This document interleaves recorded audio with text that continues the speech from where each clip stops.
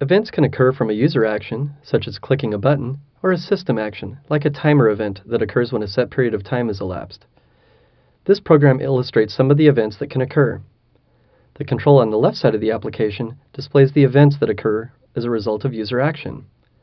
The other controls cause the events to occur. Let's look at some examples. When a mouse is clicked, your program receives mouse down, click, and mouse up events. It also receives a lost focus event.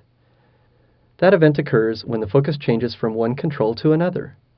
In the Windows environment, only one control can have the focus at a time. When a control receives the focus, a got focus event occurs, or is fired, and when it loses the focus, a lost focus event is fired. As the mouse moves, notice that the control the mouse is over fires the mouse move events. In your code, you could choose to trap any of these events, or simply ignore them. Now let's look at a simple example of trapping the click events in a command button and causing an action based on which button is clicked. As you type, events are occurring, such as the key up, key down, and key press events. You don't need to write any code to get this functionality from Visual Basic.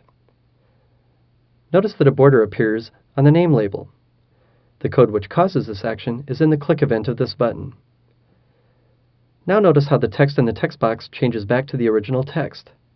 Again, that's controlled by code in the click event for the reset text box. Let's take a look. Here's the code.